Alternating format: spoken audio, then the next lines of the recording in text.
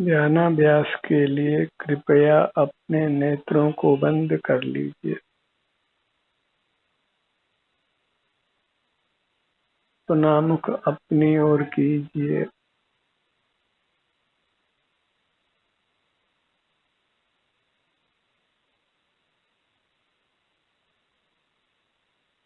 अपने आप का ही एहसास कीजिए।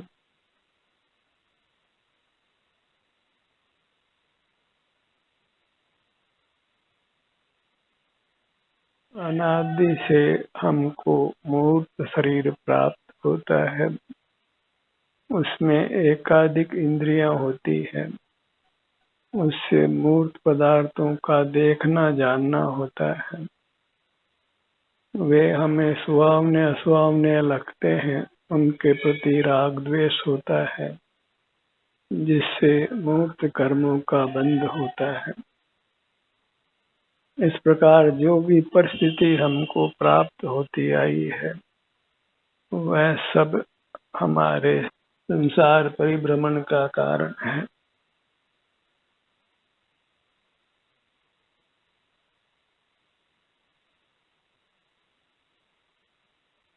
और उस परिभ्रमण से मुक्त रहने के लिए हमें इंद्रिय जय करना है।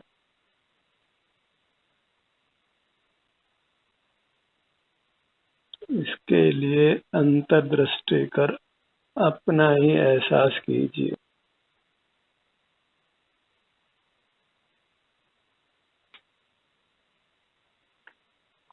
परिस्थितियां संसार के अनुकूल हैं और इन्हीं परिस्थितियों में हमें संसार से पार होना है। शरीर ही सुख का स्रोत है। शरीर के बाहर कहीं सुख नहीं है। इतना विशेष है कि इस मूर्त शरीर में एक अमूर्त शरीर है, वही अपना है और उसी की हमको शरण है। अनादि से हम इंद्रियों की छाया से जीते आए हैं और जिसके आश्रय से संसार समाप्त होता है, वह इंद्रिय का विषय नहीं है। वह मात्र अनुभव गोचर है, संवेदन गोचर है। उस अमूर्त शरीर को ही पहचान कर उसी का एहसास करते हुए रहना है। इतना हम कर लेते हैं तो फिर हम सकल दुखों से मुक्त हो सकते हैं। उत्तम अविनाशी सुख को पा सकते हैं। जन्म मरण की परंपरा को समाप्त कर सकते हैं और ये करना आवश्यक है, क्योंकि हम दुख नहीं चाहते हैं।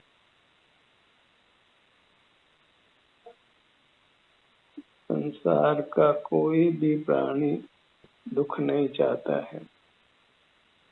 तीन भुवन में जीव अनंत सुख चाहे, दुखते भयवंत। पर दुख निवृत्ति का मार्ग नहीं मालूम होने से ही सकल संसार के जीव नाना दुखों को भोगते हैं और वह मार्ग इंद्रिय का विषय नहीं है और हम इंद्रियों से जीते आए हैं। उन्हीं इंद्रियों का हमको तिरस्कार करना है। तिरस्कार करना है अर्थात उनको उपयोग में नहीं लेना। मूर्त शरीर से प्रदत्त जो भी सुविधाएं हैं उनको नहीं भोगना है। किसी मूर्त पदार्थ को नहीं भोगना है। मूर्त पदार्थों की रुचि छोड़कर अपनी अमूर्त काया की रुचि करना है और अपनी अमूर्त काया व मूर्त काया से भिन्न है। भिन्न है अर्थात उसका स्वरूप भिन्न है। एक क्षेत्र में ही मूर्त काया और अमूर्त काया दोनों है। तिल में तेल की तरह, दूध में पानी की तरह। अमूर्त काया इंद्रिय गोचर है और अमूर्त काया अनुभव गोचर है। तो मूर्त काया और मूर्त काया के जो विषय मूर्त पदार्थ हैं, सकल मूर्त पदार्थों से विरक्त होना है। भले ही तत्काल ही हम सब पदार्थों का उपयोग करना बंद नहीं कर सके, पर यदि उनके प्रति हमारी श्रद्धा समाप्त हो जाती है, रुचि समाप्त हो जाती है और अपनी अमूर्त काया की रुचि हो जाती है, तो फिर मार्ग सुगम हो जाता है। फिर मूर्त पदार्थों का ग्रहण उत्तरोत्तर कम होता जाता है और अपनी अमूर्त काया का ही संवेदन उत्तरोत्तर बढ़ता जाता है। उस प्रकार हम मोक्ष पथ में चल पड़ते हैं और मोक्ष पथ पर चलते हैं तो मोक्ष भी आता है।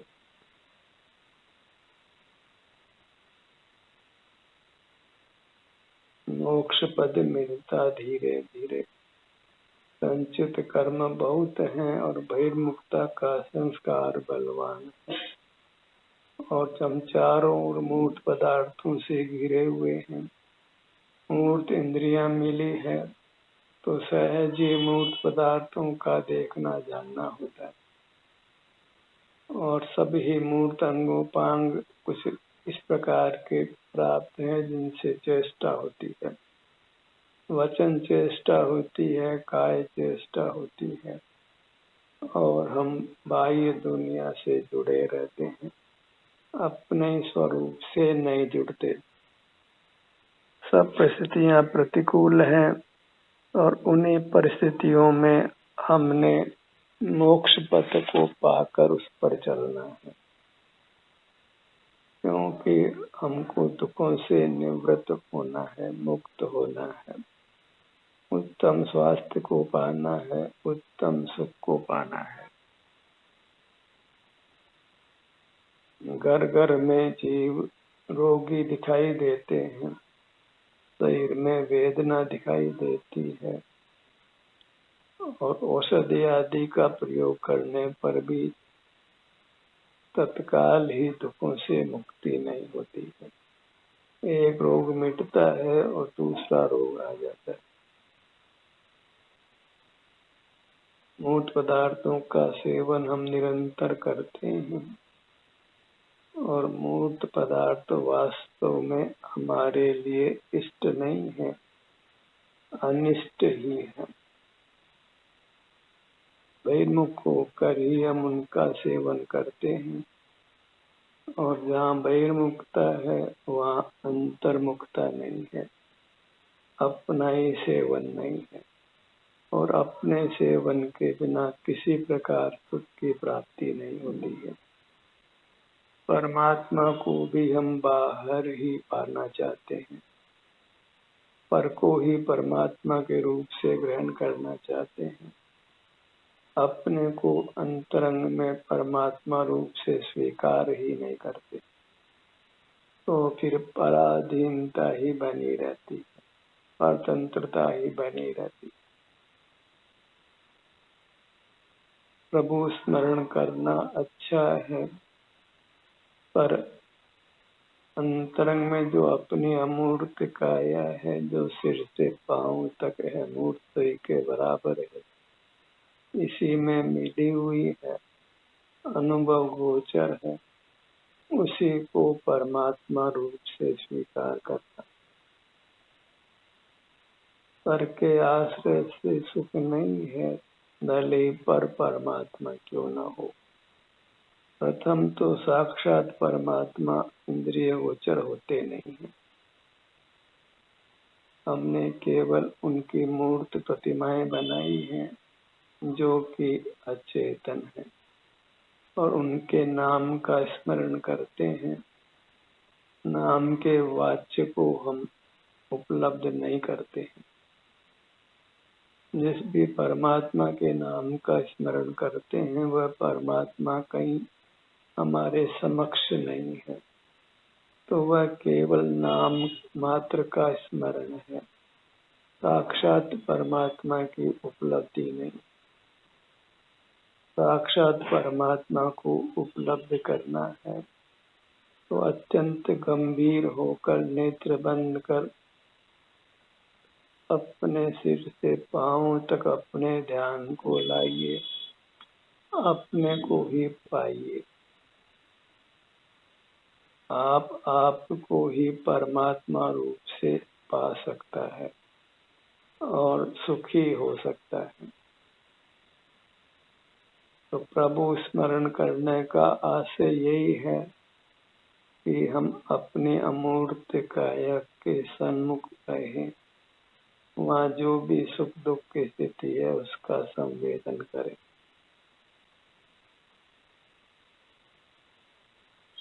आप अपने को ही नमन करें, अपने को ही मंगल उत्तम और शरणभूत माने। स्वाधीनता की यही शर्त है और स्वाधीन हुए बिना कहीं सुख की प्राप्ति नहीं है। पर के आश्रय से सुख का दापी नहीं है, सुख अपने ही आश्रय से है।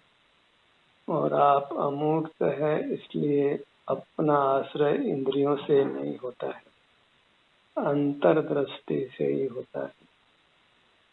सिर से पांव तक ये अमूर्त काया अनुभव गोचर होती है, क्योंकि यहाँ आराम या वेदना दो में से कोई एक स्थिति नियम से पाई जाती।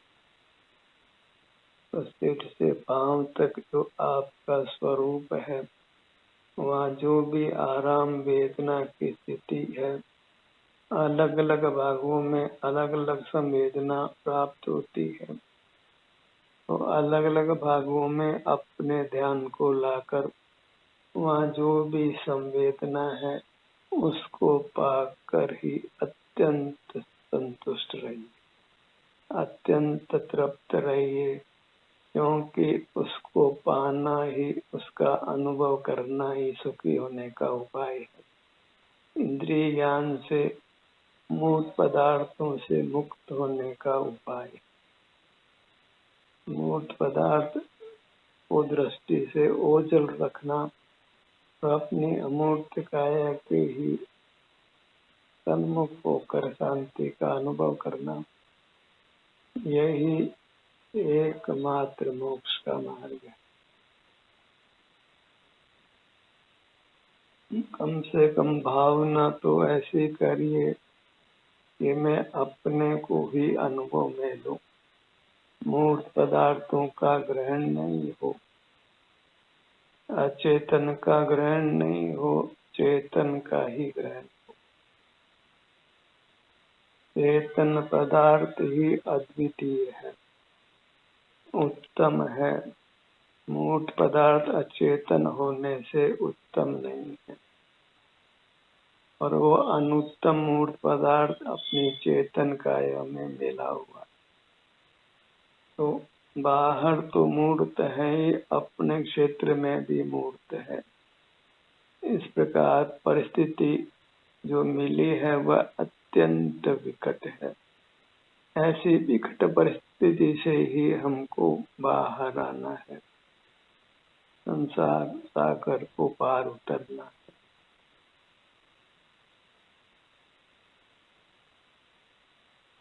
अपने ध्यान को अपने सिर के भाग पर लाइए।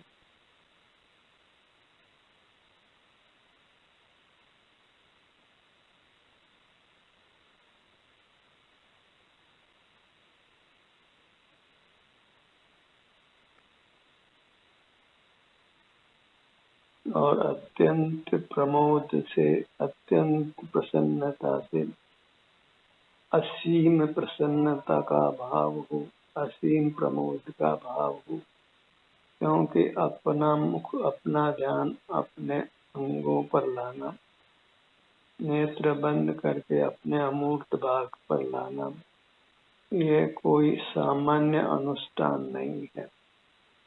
इसी अनुष्ठान से भूतकाल में अनंत जीव मुक्त हो गए, परमात्मा हो गए हैं। उसी अनुष्ठान से हमको भी परमात्मा हो जाना है, सकल दुखों से मुक्त होकर परमात्मा हो जाना। एक ही धगस, एक ही लगन की अपना एहसास करते हुए रहें, स्वाधीन रहें, मूर्त पदार्थों की आवश्यकता से अपने को मुक्त करें। जो मूर्त पदार्थों की आवश्यकता है वही परतंत्रता है। तो उनको जुटाने के लिए नाना प्रयत्न करने पड़ते हैं, बहिर्मुख रहना होता है और उनके ग्रहण से विषय सुख होता है, पारमार्थिक सुख नहीं होता। और विषय सुख का फल तो अधोगति में जाना है। विषय मूर्त हैं और उनमें सुख कदापि नहीं है।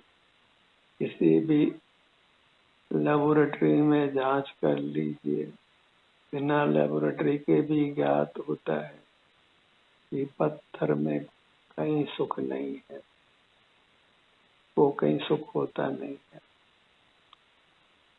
इसी अचेतन शरीर में जो चेतन शरीर है, जो हम स्वयं हैं, तो स्वयं में ही सुख दुख का अनुभव होता है। दूसरे जीवों को सुख दुख का अनुभव होता है, पर उनका सुख दुख उनको ही अनुभव में आता है। जीवों में परस्पर अत्यंत विभाग है। जीव और अजीव तो परस्पर बंध को प्राप्त होते हैं, पर दो जीव परस्पर कदापि बंधते नहीं। जीवों की तो आत्यंतिक पृथकता है, और जो मूर्त पदार्थ के साथ हमारा बंधन है, उसी से अपने आप को मुक्त करना है। और उसके लिए मूर्त पदार्थों को विषय करने की भावना छोड़िए, कांक्षा छोड़िए, इच्छा छोड़िए, जिज्ञासा छोड़िए, क्योंकि वही हमको अपने से दूर करती है, परमात्मा से दूर करती है। एक तरफ तो हम मंदिर में जाते हैं परमात्मा दर्शन के लिए, और दूसरी तरफ अचेतन पदार्थों का ही रात दिन ग्रहण करते हैं। तो इस प्रकार तो कोई मोक्ष मार्ग बनता नहीं। आत्मा परमात्मा अमूर्त है और मूर्त उसका विलोम है। हम सुख स्वरूप हैं और वे वास्तव में हमारे सुख के घातक हैं, हमारे संसार के निमित्त हैं। अपनी रुचि करना है अपनी अमूर्त काया की, और मूर्त पदार्थों की अरुचि करना।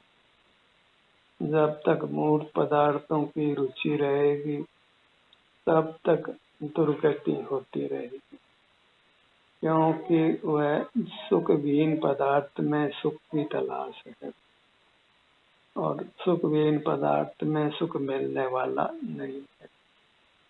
केवल ब्रह्म में जीना है, ब्रह्म में ही ठगाया जाना है। आज तक जीव अपने इंद्रिय ज्ञान से ही ठगाया। इंद्रिय ज्ञान ही मूल है सर्व दुखों का, और इंद्रिय ज्ञान सहज ही होता है। सहज होते हुए इंद्रिय ज्ञान को रोकना वह वास्तव में अत्यंत शूरवीरता का काम है। इसके लिए नेत्र बंद कर अपने ध्यान को अपने सिर से पैरों तक यहीं रखना है, यहीं विहार करना है, यहाँ के सुख दुख को ही भोगते हुए रहना है। सिमट जाना है अपने को अपने तक लाकर, और संसार से वाकई में लगता है तो यह काम बिना देरी के कीजिए। वास्तव में तो हमको संसार से भय ही कहाँ लगता है। हमको तो संसार सुखदायक लगता है। खाने पीने को यहाँ है, पहनने को यहाँ है, बढ़िया बढ़िया मकान वाहन यहाँ है। पांचों इंद्रियों के भोग हमें इंद्रिय ज्ञान से मिलते हैं। तो भला ऐसे इंद्रिय ज्ञान को कौन जीतेगा, कौन इसका निरोध करेगा। इंद्रिय सुख के लोभ में हम इंद्रिय ज्ञान करते हैं और इंद्रिय ज्ञान करते हुए हम अपने से विमुख रहते हैं, क्योंकि इंद्रिय ज्ञान का मुख बाहर है, अचेतन पदार्थ है जिनमें सुख प्रतिबिंबित होता है पर है नहीं। दर्पण में हमारा चेहरा प्रतिबिंबित होता है पर दर्पण में बिल्कुल नहीं।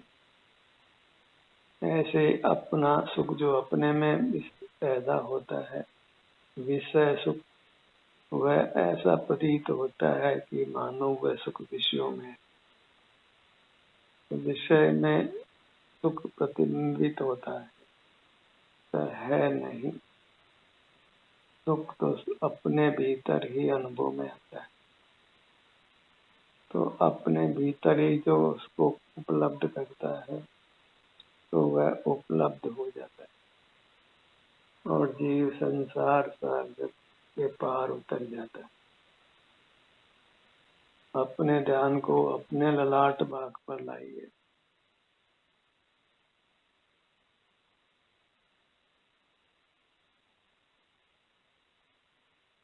इसी व्यस्त जीवन में हमने समय निकाल कर अपने मुख को अपनी ओर करना है, अपने ध्यान को अपने सिर से पैरों तक रखना। ये अपने अग्र होना वही सुख का मार्ग है। और अपने अग्र होने का अर्थ मूर्त काया के अग्र में ही होना।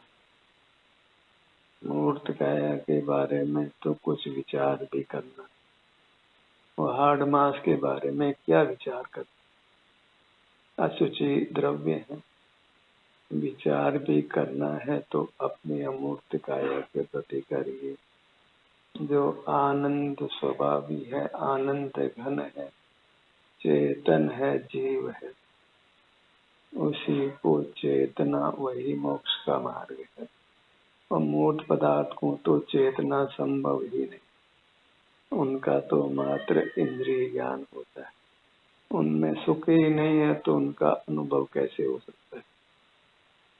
और मूर्त पदार्थों का देखना जानना ही परावलंबन विषय ग्रहण है, और जिससे कषाय होती है, राग द्वेष होते हैं, और नूतन मूर्त कर्मों का बंध होकर पुनः पुनः मूर्त काया मिलती है और बिछुड़ती है, और हम उससे विरक्त ही नहीं होते। मूर्त काया जन्म में मिलती है तो उसको मनाते हो रहे हैं। जो संसार का हेतु है मूर्त काया, जन्म में वह प्राप्त होती है और हम उसको हर्ष से मनाते हैं। जहाँ संसार के कारण को ही मनाया जा रहा है तो उसको मिटाने का तो फिर प्रश्न ही पैदा नहीं होता। उसको मिटाने के लिए तो मूर्त से हमको विरक्त होना, मूर्त की सन्मुखता को छोड़ना है। हम अमूर्त हैं, सुख स्वभावी हैं, और अपने सन्मुख रहने का ही प्रयत्न करना है, उसकी वांछा करना है। मैं रहूं आप में आप लीन, यूं करो ओ जो स्वाधीन। ध्यान का सत्र यही समाप्त होता है। आपकी सहभागिता के लिए धन्यवाद।